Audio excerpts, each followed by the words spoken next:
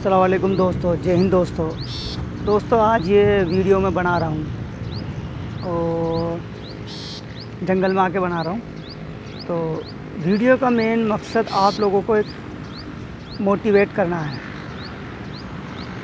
कि ज़िंदगी में कभी हार मत मानना और आपने जो सपने देखे हैं उनको अपनी ज़िंदगी में पूरा करने के लिए अपनी पूरी जद्दोजहद, पूरी जान लगा देना। वो एक शेर है, मुझे बार बार याद आता है कि तू करता वही जो तू चाहता है और होता वही जो रब चाहता है, इसलिए तू वो कर जो वो चाहता है, इसलिए होगा वही जो तू चाहता है, फिर होगा वही जो तू चाहता है। दोस्तों, एक हकीकत है, कोई कहानी नहीं, हकीकत है जो मेरी ज़िंदगी पे मैं मुझ पर बीती है। उसी को मैं आज आप अपनी ज़बान से आपको बताना चाहता हूँ। दोस्तों, मेरी शादी 2016 को हो गई थी। 1 जनवरी शादी हो गई और शादी के 6 महीने बाद मेरा पहला बेबी और मेरा बच्चा उसने जन्म लिया। मेरा जो बच्चा था वो प्रीमेच्योर था। प्रीमेच्योर मतलब कि बच्चा माँ के गर्भ में 9 महीने तक रहता है, बट मेरा बच्चा 7 माह का ही हो गया था कोई भी कंडीशन से। तो जब वो हुआ तो वो ठीक से सांस नहीं ले पा रहा था, तो उसको क्या हुआ कि इमीडिएटली एडमिट करना पड़ा आईसीयू में। तो जब उसको आईसीयू में लेके जाते हैं तो मेरा दिमाग तो पहले ही ख़राब था। तो जो नर्स नहीं, वो दाई होती हैं, जो भी होती हैं हॉस्पिटल में स्टाफ में, तो वो मेरे से वो कुछ पैसे मांग रही थी, उसकी तो बात नहीं है, बट वो मैं गुस्से में तो पहले ही था। तो मैं बोली थी टेंशन मतलब आपका बच्चा सही है। तो मैंने उनसे यूँ बोला छूटते, अगर मेरा बच्चा सही होता तो आईसीयू में क्यों जाता, आप झूठे दिलासे मुझे ना दीजिए, ठीक है। और फिर मैं अपनी किस्मत को कोसने लगा कि खुद के ऊपर वाले तूने ये क्या किया कि मुझको जो बच्चा भी दिया पहला वो भी ऐसा ही दिया, शायद मेरी किस्मत ही ख़राब है। ठीक है, मेरा बच्चा रहा 1.25 महीने तक वो आईसीयू में रहा। उस दरमियान वो 2 बार ऐसा भी हो गया कि उसकी सांस जो टूट गई, जो कहते हैं कि बच्चा नीला पड़ गया, तो दो बार ऐसा कुछ भी हुआ। फिर वहाँ से वो बच गया और उसको डिस्चार्ज कर दिया। डिस्चार्ज करते समय जो वहाँ की नर्स थे, डॉक्टर थे, उन्होंने मुझसे कहा कि जो आपका ये बच्चा है इसको आप एक बार इसके जो माइंड है, दिमाग है, उसका एक बार जो भी है चेक करा लेना और इसकी आँखों को चेक करा लेना। क्योंकि क्या होता है कि जब वो आईसीयू में रहता है, जो उसका फोकस होता है, जो उनकी बच्चों की आँखों पड़ता है, तो वो काफ़ी उनकी आँखों के लिए घातक होता है, ख़राब होता है। तो ठीक है, दिमाग का तो मैंने चेकअप करा लिया था। उसके बाद रही आँखों की बात, तो आँखों के लिए मैं उनको हॉस्पिटल लेके गया। मेरी इतनी कैपेसिटी नहीं थी कि मैं किसी प्राइवेट हॉस्पिटल में उसको दिखाऊं, तो इसलिए मैंने जो मेरी सिटी है उसके बहुत बड़े सरकारी हॉस्पिटल में उसको दिखाया। तो उन्होंने उसको देखा, उसकी आंखों को, फिर फर्स्ट टाइम उसका लेज़र किया उन्होंने, आंखों का लेज़र। मेरा बच्चा बहुत रोया और मेरा भी बहुत दिल जला अंदर से। उसके बाद उन्होंने मुझसे कहा कि इसकी आंखों में इंजेक्शन लगेगा। तो मैंने कहा ठीक है, तो वो प्राइवेट लगेगा। मैंने कहा ठीक है, कितने का लगेगा? मैंने सोचा कितने का लगेगा, 1000-2000 का लगेगा, है लगा लेंगे, तो आप लिख दो, मैं बाहर से परचेस कर लूँगा। उन्होंने वो इंजेक्शन लिख दिया और मैं बाहर गया उस हॉस्पिटल के, और वहाँ जाकर मैंने उनसे कहा कि भैया ये इंजेक्शन है, इसको निकाल दो, कितना, सबसे पहले तो इसकी प्राइस बता दो मुझको कितनी है।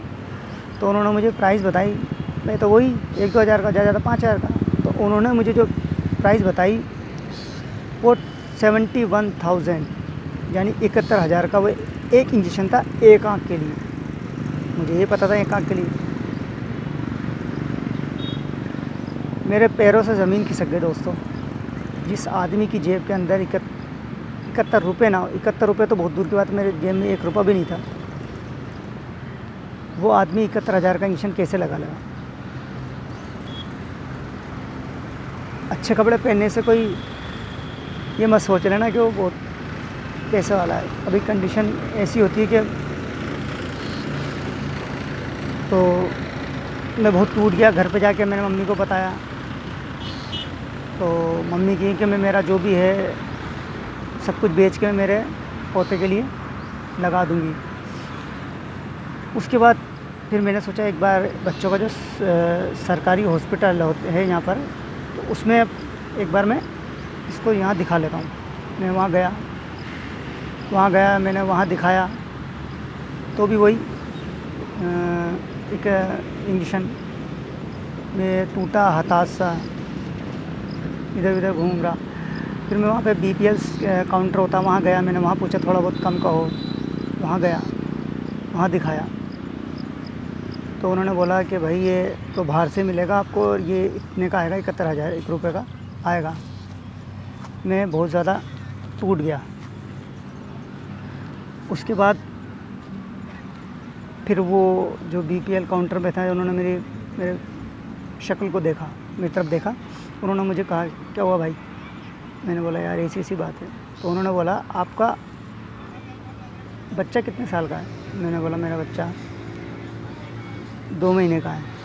तो बोला आप फिर टेंशन लेने की क्या बात है? मैंने कहा क्या टेंशन लेने की क्या बात? मैंने कहा भाई आपको पता नहीं है क्या? मैंने कहा क्या कह रहे हो आप, बताओ सही पूरा। कि 1 दिन से लेकर 1 साल तक का जो बच्चा होता है उसका फ्री इलाज होता है, जो हमारी गवर्नमेंट फ्री इलाज करती है। मैंने कहा हाँ? क्या हाँ? मैं इतना खुश हुआ। मैंने कहा फिर मैंने कहा वाह ऊपर वाले तेरे घर देर है अंधेर नहीं है। तो फिर मैंने उनसे बोला कि इसके लिए मुझे करना क्या होगा। तो उन्होंने बताया आपको अपने बच्चे को सबसे पहले इस हॉस्पिटल में, जो बच्चों का हॉस्पिटल है ये गवर्नमेंट हॉस्पिटल, इसमें एडमिट कराना होगा।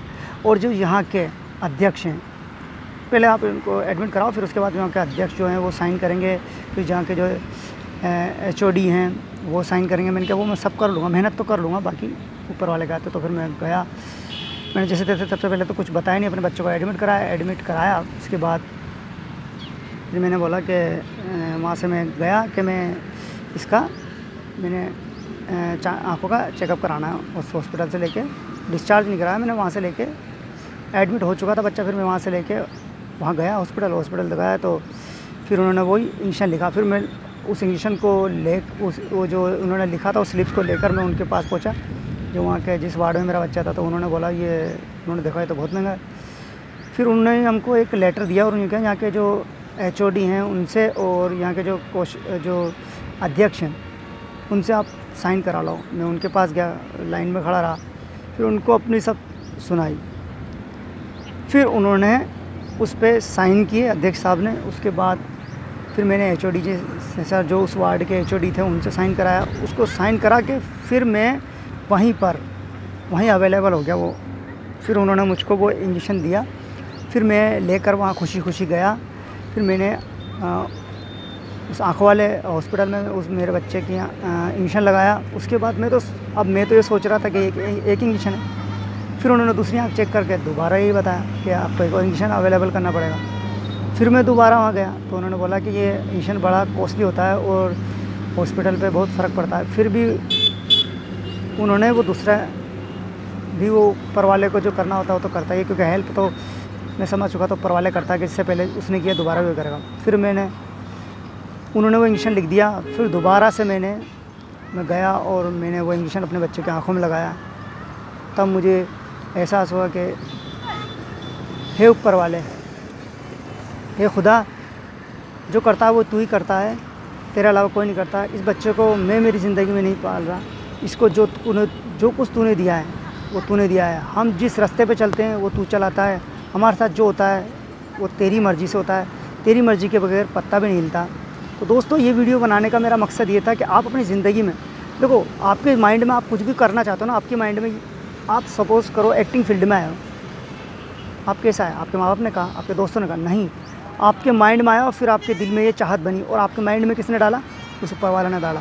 चाहत इसी बनी, इसी से बनी। और उसने जब तुम्हारे दिमाग में डाला ना, तो वो तुमको ज़िंदगी में वही कराना चाहता है, इसलिए उसने तुमको इस रास्ते भेजा। तो अपने आप को कितनी मुश्किल आए, अपने आप को डिमोटिवेट मत होने देना और ज़िंदगी में ना जो कुछ करना है वो करते रहना।